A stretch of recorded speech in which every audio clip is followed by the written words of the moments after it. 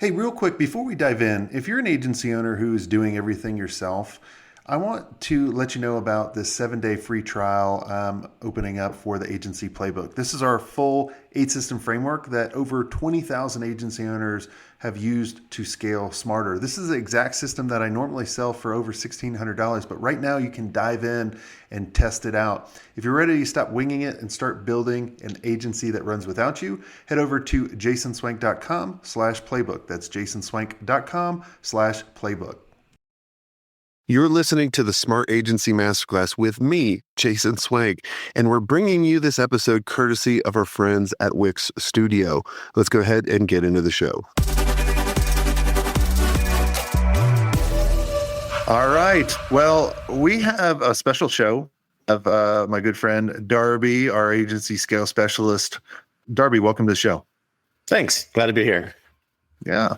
We've used a ton of agencies over the past couple of years. And not in our mastermind. We don't use anybody in our mastermind, just to keep that church and state separate. And what are some of the gaps that we've seen with the agencies that we've used? And just to let everyone know, this is not of agency used. It's more of make sure you're not doing this and lessons, because as agents, we don't see it in the eyes of our clients. And that's what we want for this episode. Yep. The whole goal is just to really make you think harder about your onboarding process, about your communication, the way that you're talking to your clients, the way that you're sharing your successes, your failures, and just really taking a good hard look at just making sure your clients are happy at the end of the day, right? Because just like you said many times, buyer's remorse kicks in immediately with most of these engagements, right? So you've got to head that off very, very quickly. And you do that through strong communication. You do that through a strong onboarding. So we just want to get into the elements of that and what we see working within our members and their agencies and what we've experienced to the contrary in some regards. So the whole goal is just to kind of just make you think and maybe make some changes. So let's start with communication. That's a big thing with us. It's pretty simple, right? Do what you say, do it on time, and be transparent. So let's talk about that. What have been your frustrations, Jason, with what we've seen? We really haven't seen communication, right? And we've told them in the very beginning, when they start putting us through their onboarding process, which here's one thing I don't like, and I don't think clients like. But we met 2 or 3 times and you've asked me a lot of this stuff. Why couldn't you fill this out ahead of time? Why couldn't you build this with us? Why are you putting all the work on us in order to do your job? Or at least do it with us versus just put me in a dark room, fill out an 80-page document. And then, on that document, a lot of times they ask, what is the best way of communication? And even when they talk, like I'll introduce them to the rest of the team, you and Stacy and Jody. And what do you guys always tell them? Hey, whatever you tell Jason on the date, you're going to get something to him, make sure it's done. For example, one of the agencies we use, they were like, yeah, do you remember this? Like they go, Jason, we'll get it to you by the end of day Thursday. Great. Awesome. Friday morning comes. Hey, it looks like you missed the deadline for yesterday. Going forward, if you're going to miss, let us know. Do you remember what happened? I don't. Well, this has happened a couple times, so I'm not even sure exactly which one you're talking about. The audio message I sent you? Oh, yes. Oh, God. Yeah. You're going to have to get into that. Obviously, I caught this agency on a bad day. Obviously, I apologize later on. But on Slack, you can only send 5 minutes of audio at a time. He sent me 3 audio messages because he kept timing out at 5 minutes. And let me just kind of start off how it is. I am not your freaking or effing, employee, an agency partner.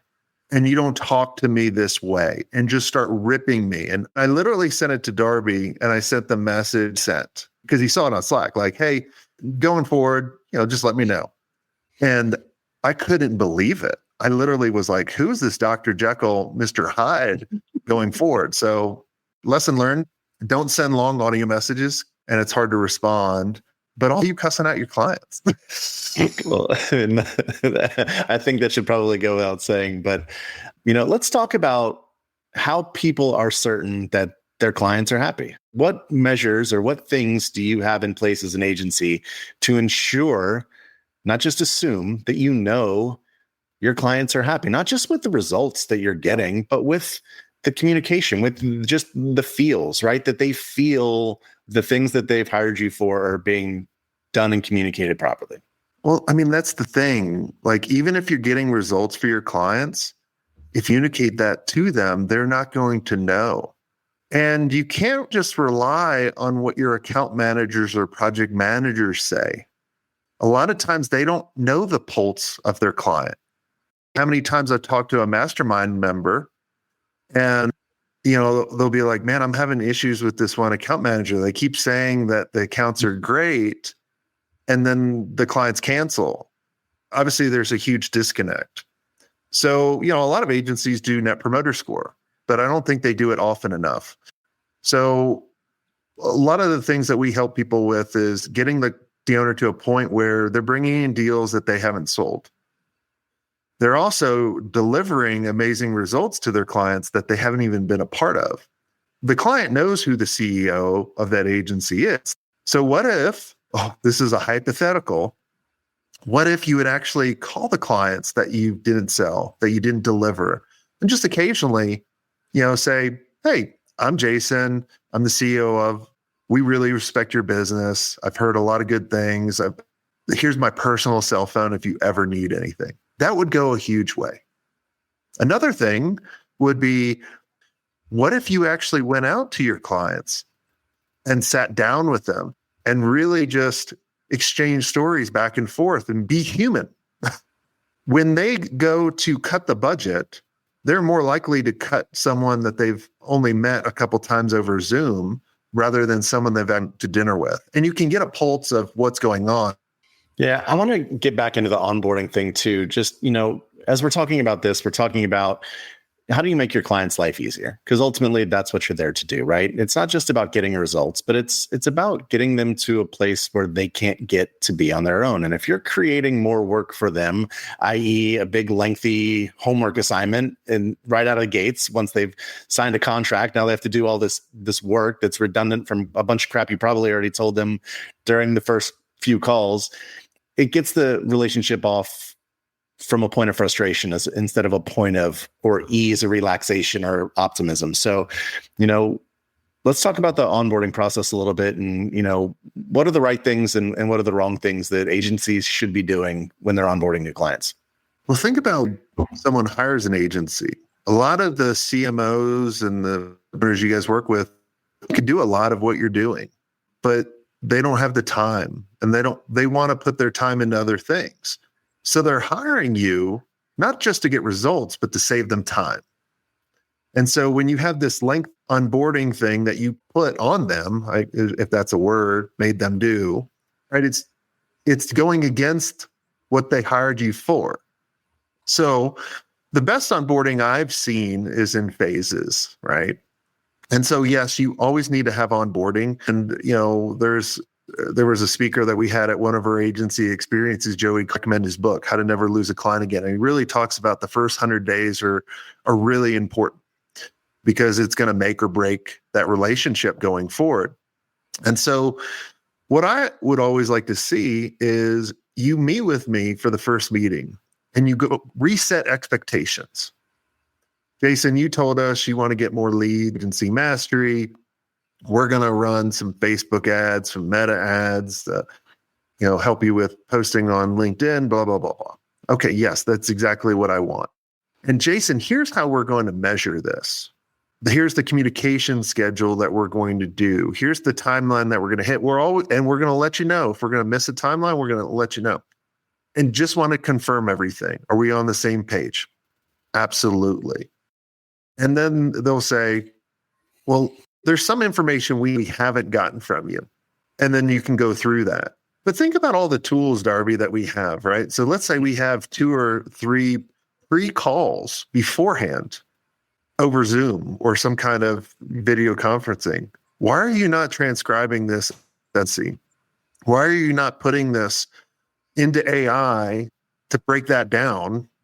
And then why are you not creating this AI agent, scan all those transcripts, bring all the stuff you need in, create a document of all the things you still need, and then do the onboarding, take that transcript again and mash that in order to come up with the most amazing strategy, not using AI to come up with this, all of the strategy, but just to do a lot of the heavy lifting. Like think about one of the things I'm so excited about is you live in a world of all this data. But a lot of times, if you're like me, which a lot of people are, like ADHD, you look at numbers, you look at all this data, and you get overwhelmed. But now AI can take that. And so if you're not having your onboarding team, there's tools out there that look for sentiment of how often you're talking. Like if you even have a sales agent that is, going, you talked on this mark, right? Maybe you talked a little bit more, right? Like using this to help you. I think it could be even as simple as creating a little custom GPT and using your onboarding questionnaire as your knowledge base. You can upload that document right to that custom GPT, and then you could just prompt the GPT to look through the transcripts of the calls and answer those questions for you and spit it back out and tell you exactly which things you have and which things you still need to gather. And then you've just cut the work down for the client that just signed a contract into a fraction of what it would have been otherwise. And again, just making their lives easier. The other thing I want to talk about too is setting the expectations you mentioned during the onboarding process. And then not only that, but then, you need to customize your communication style to your client. And even when you get, a large number of clients, it's still not overly complicated to do that. Some people need a Loom video once a week analyzing the data that's shown in the dashboard, because certain people are going to see a dashboard and it's going to be meaningless to them. And I think too many agencies tend to have this cookie cutter approach to account management where we send them a report every month, or we send them this every month, and they do the same thing for every client. And in reality, month after month after month, these clients that are oblivious to interpretation of that dashboard have no idea what's going on. They're just writing a check.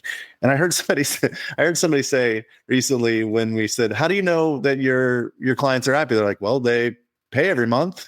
It was like, don't know that that's really a clear indicator on how satisfied they are. So, let's kind of dig into that. A clear indicator how satisfied they are is if those counts are growing and they're paying you more. And a clear indicator, if you position your agency in the right, is do they come to you with problems rather than tasks? And the problem could be something that not even related to marketing. That's the clear indicator that you've built trust. They see value. If they're just barking orders to you, I can promise you they're going to replace you and you're going to be irrelevant. And I think one of the most overlooked paths to being able to scale your business is capitalizing on your existing relationships, right? We have tons of data, and we see more often than not, the number one thing an agency says their biggest challenge is not enough leads, right? I need more leads. I need better clients. I need more opportunities. When in reality, they're not positioning themselves in a way to fully realize the opportunities they already have in front of them. Just like you just said, right? When you can position yourself to be in that trusted advisor role as a problem solver for their business, that they know whatever my challenge is, I can go to Jason or I can go to Philip and I can say, hey, man, we've really been struggling with this. What are you seeing here? And then that's a great opportunity for you as the agency owner or the account manager to be strategic and to guide them and say, hey, I can connect you with somebody who I know who's really great at this, or this is something that actually we can handle, or here's a little something that you can do independently that I can guide you on. And that just reinforces the value to the client of the importance of the relationship. Because again, the results are awesome, but the value of the relationship is really, really important, because then again, when things are tight or there's economic uncertainty and cuts are being made, what are the things that are relationship based, like we talked about with, getting to know your clients as people? And then what are the things that are transactional, that are just, hey, we're paying money for a result and we're not even maybe clear or sure on what that result is?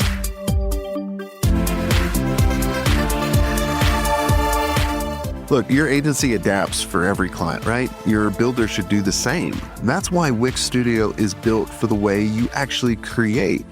AI-powered site mapping lets you get straight down to the design. Whether you shape things in Figma or start in Studio, your vision's coming to life quicker with no-code animations and built-in responsiveness. And for client growth that actually scale, you've got extendable business solutions and a dynamic CMS. Scale your agency at wixstudio.com.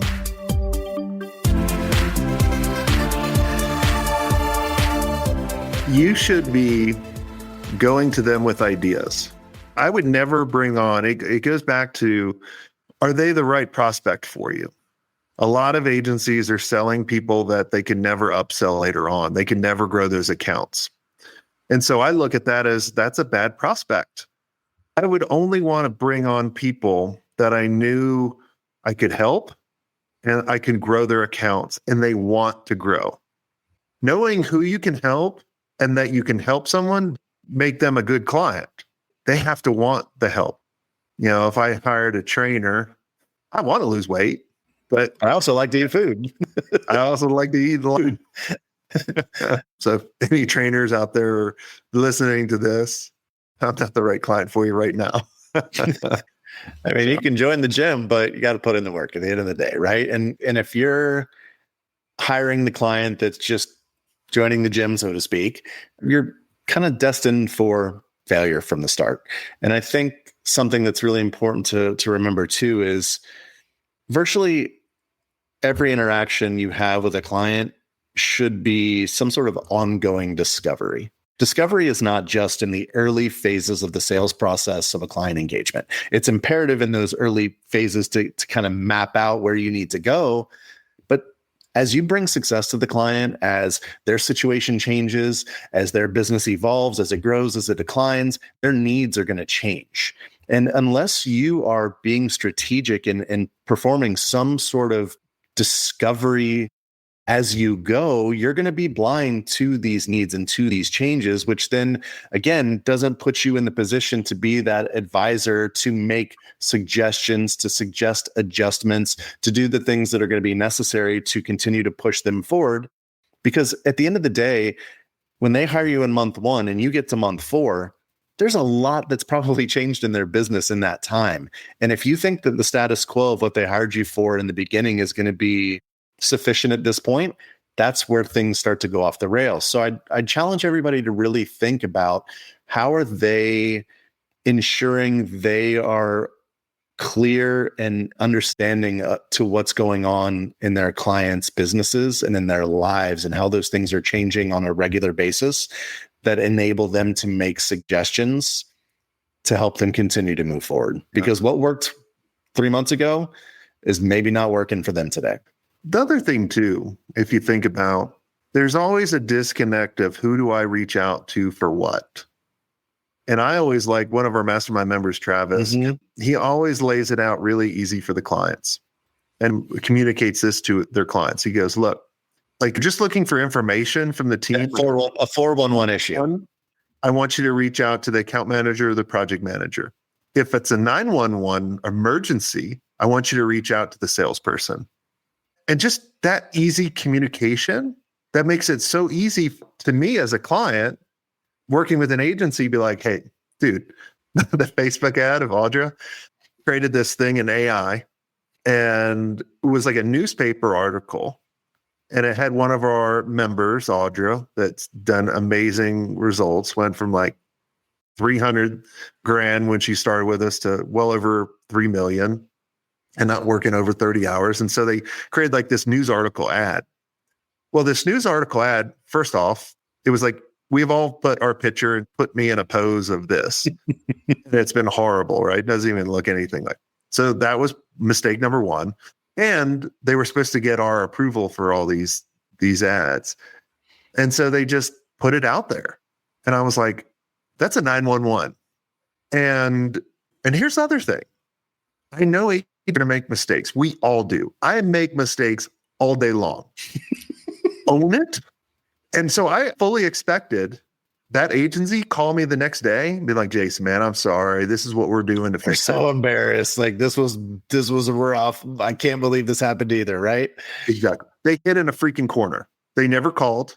They sent one Slack message. Oh, we didn't spend that much. Not many people saw it. No, a lot of people saw it. Because like We saw a it. lot of members go, hey, I saw this We ad. saw it. That's enough, right? Like it was brutal. Like the typos were brutal. It screamed just AI effort zero. It was rough. Like it was embarrassing. Yeah. So when you make mistakes, well, I guess there's two lessons on that part of the story. Let people know who to contact. The other part is own your fucking mistakes. Call the client. If you hide in a corner, like it's only going to make it worse.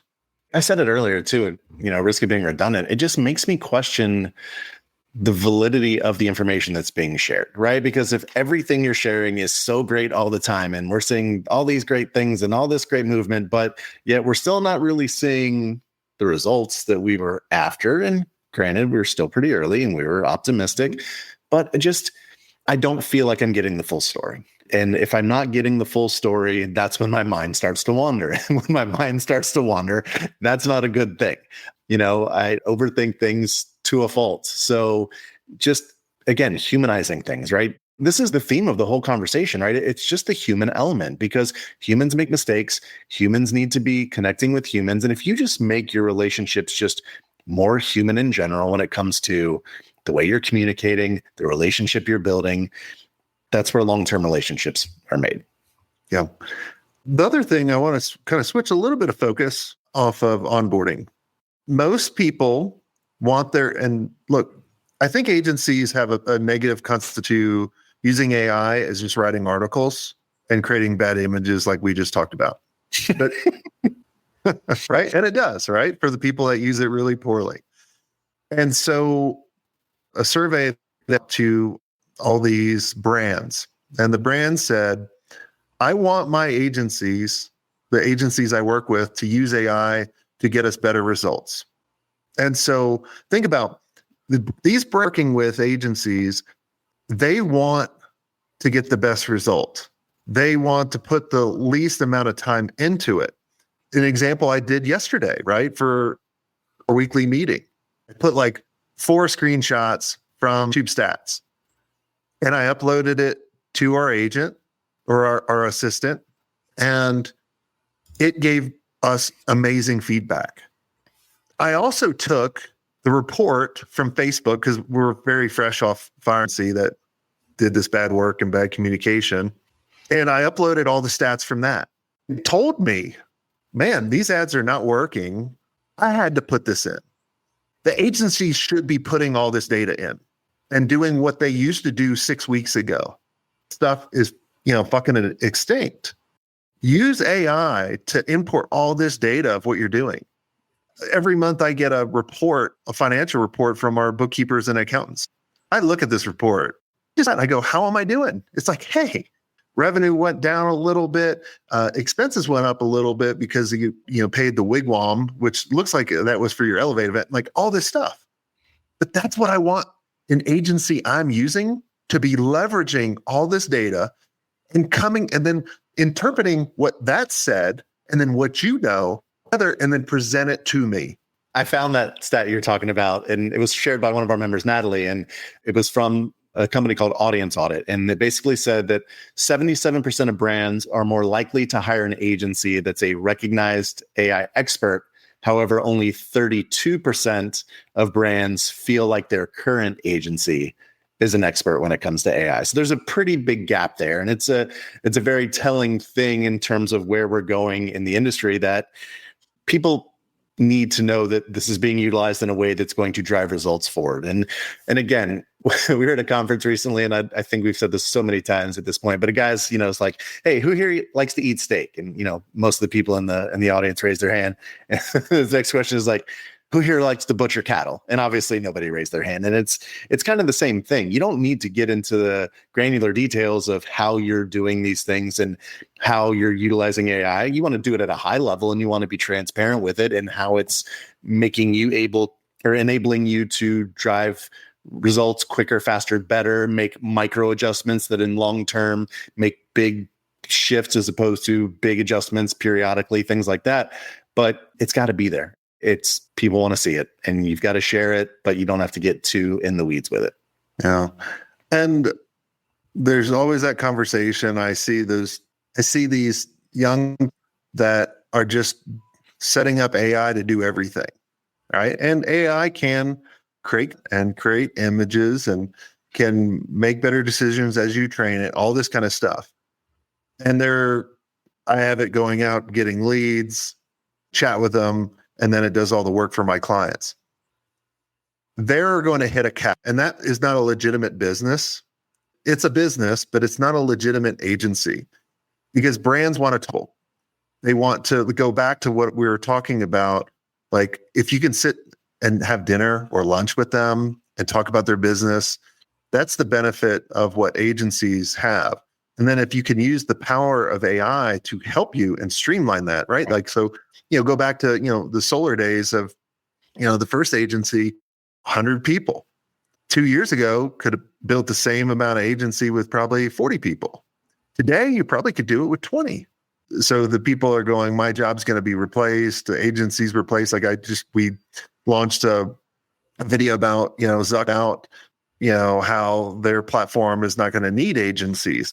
I think you're exactly right. There's a small segment of people that will want to get into the weeds and learn that stuff and utilize that technology and do things independently. But I think there's a much larger segment of brands and people out there that just want a done-for-you solution, and they want to know and have the certainty that you're utilizing the best tools available to you to drive those results and do it for them. They don't want to think about it. They don't want to do it.